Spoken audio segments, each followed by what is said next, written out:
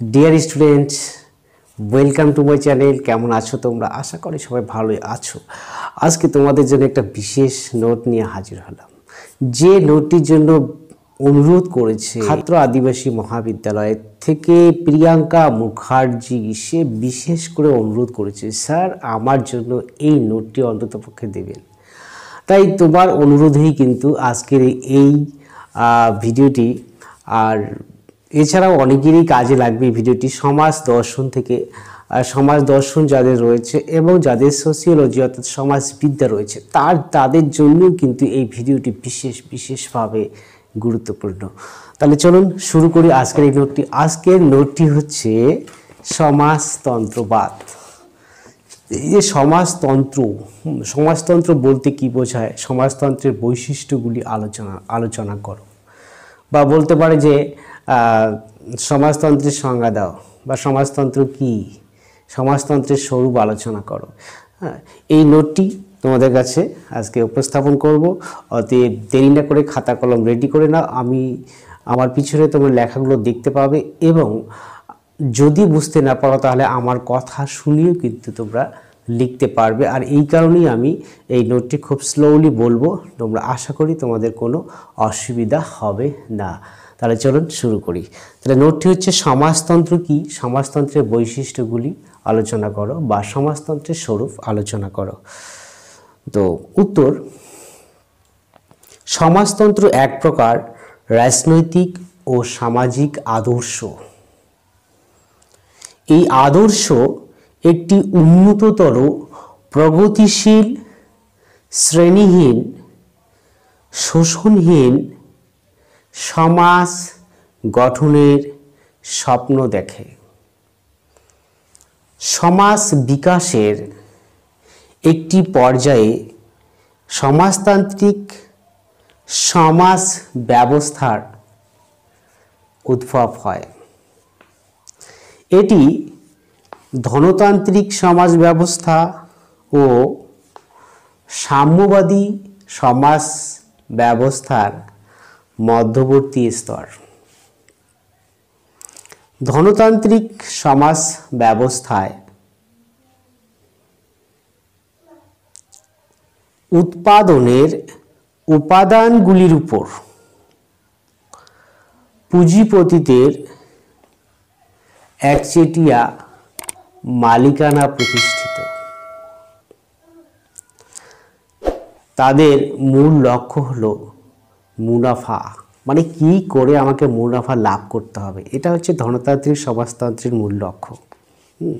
অপরদিকে সাম্যবাদী সমাজ ব্যবস্থায় শ্রমিক শ্রেণী বুর্জোয়াদের কাছ থেকে উৎপাদনের উপাদানগুলি কেড়ে নিয়ে এক শ্রেণীহীন সমাজের প্রতিষ্ঠা করতে চায়। অর্থনৈতিক দাসত্ব থেকে মুক্তি এই ব্যবস্থার মূল লক্ষ্য। কিন্তু এই লক্ষ্যে উপনীত হবার জন্য সমাজকে আরেকটি মধ্যবর্তী স্তর অতিক্রম করতে হয়। এটি হলো সমাজতান্ত্রিক সমাজ ব্যবস্থা। এই অর্থে সমাজতন্ত্রের পূর্ববর্তী অবস্থা হল ধনতন্ত্র, এবং সাম্যবাদী সমাজের ভিত্তি হল সমাজতন্ত্র। তো এই হচ্ছে মোটামুটি সমাজতন্ত্র কাকে বলে তার সংজ্ঞা। নেক্সট আমরা চলে আসি সমাজতন্ত্রের স্বরূপ বা বৈশিষ্ট্য। 1 নম্বর, অর্থনৈতিক সাম্য ও সামাজিক নিরাপত্তা বোধের সৃষ্টি। সমাজতান্ত্রিক সমাজ ব্যবস্থার উদ্দেশ্য। এই ব্যবস্থায় ধন বৈষম্য থাকে না। প্রত্যেক নাগরিক তার সামর্থ্য অনুসারে কাজ করে এবং প্রয়োজন অনুসারে মজুরি নেয়। ব্যক্তিগত সম্পত্তির মালিকানা এই ব্যবস্থায় অস্বীকৃত। জাতীয় আয়ের ন্যায়সঙ্গত বণ্টন এই ব্যবস্থার মূল ভিত্তি। নাম্বার 2, 2 নম্বরে এই ব্যবস্থায় অর্থাৎ এই সমাজতান্ত্রিক ব্যবস্থায় ব্যক্তি স্বতন্ত্রবাদের বিরোধী। অর্থনৈতিক সাম্যর অজুহাতে ব্যক্তি জীবনকে সর্বস্তরে নিয়ন্ত্রণ করা এই ব্যবস্থার মূল লক্ষ্য। 3 নম্বর পয়েন্ট, এই ব্যবস্থায় রাষ্ট্রের কর্মপরিধি সুদূর বিস্তৃত। পুঁজি, শিল্প, আন্তর্জাতিক ব্যবসা, উৎপাদনের উপকরণের উপর মালিকানা প্রভৃতি ক্ষেত্রে রাষ্ট্রীয় নিয়ন্ত্রণ প্রসারিত। উৎপাদন ব্যবস্থা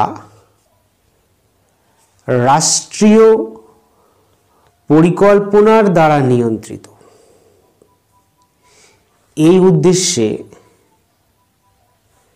পরিকল্পনা কমিশন গঠন করা হয়।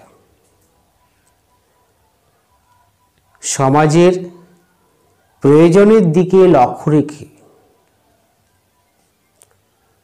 পরিকল্পনা কমিশন উৎপাদন ও বণ্টন ব্যবস্থাকে নিয়ন্ত্রণ করে। নেক্সট 4 নম্বর, সমাজতন্ত্র মার্ক্সীয় ভাবাদর্শের দ্বারা প্রভাবিত। এই ব্যবস্থা ব্যক্তিগত মালিকানার উচ্ছেদ ঘটিয়ে সামাজিক মালিকানা প্রতিষ্ঠিত করতে চায়। নাম্বার 5, অর্থনৈতিক অধিকার না থাকলে রাজনৈতিক অধিকার অর্থহীন হয়ে পড়ে। সমাজতন্ত্রে অর্থনৈতিক সাম্যর স্বীকৃতি দেওয়া হয়। জনগণকে শোষণ থেকে মুক্তি, অভাব থেকে মুক্তি দেওয়া হয়। অবশ্য রাষ্ট্রীয় নিয়ন্ত্রণ সমাজের প্রত্যেকটি স্তরে প্রসারিত বলে ব্যক্তির রাজনৈতিক অধিকার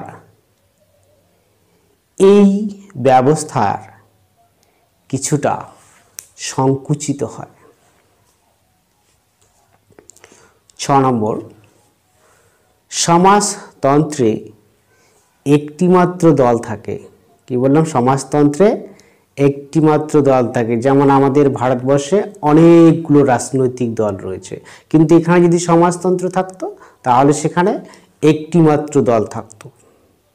বিভিন্ন রাজনৈতিক দলের অস্তিত্ব না থাকায় বিকল্প সরকার গঠনের প্রশ্নই ওঠে না।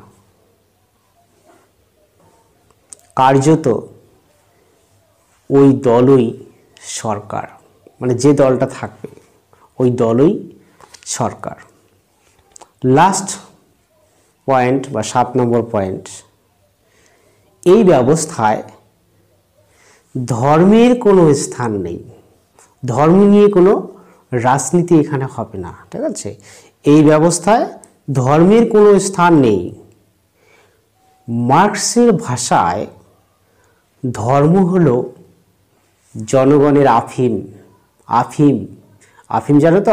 আফিম হচ্ছে এক ধরনের নেশা, যেটা খেলে মানুষের নেশা করে, নেশা হয়। তো এই ধর্মটাও ঠিক তাই, এটা আফিম নেশার মতো। কে বলেছে? মার্কস। তাহলে মার্কসের ভাষায় ধর্ম হলো জনগণের আফিম। তবে ধর্ম বিরোধী হলেও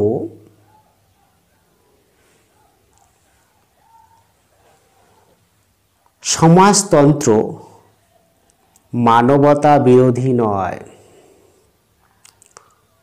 শোষণহীন সমাজ প্রতিষ্ঠা এই সমাজতন্ত্রের মূল লক্ষ্য।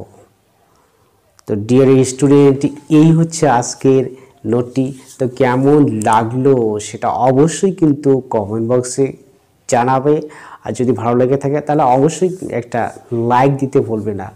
আর যেহেতু তোমাদের অনুরোধেই কিন্তু আমি ভিডিও আপলোড করে থাকি, অনুরোধ ছাড়া আমি কোনো ভিডিও আপলোড করি না। অতএব তোমাদের যদি কোনো নোটের দরকার হয় বা কোনো বিষয়ে আলোচনার প্রয়োজন হয় তাহলে অবশ্যই কমেন্ট বক্সে বলবে, সেই বিষয়টি আমি আলোচনা করার চেষ্টা করব।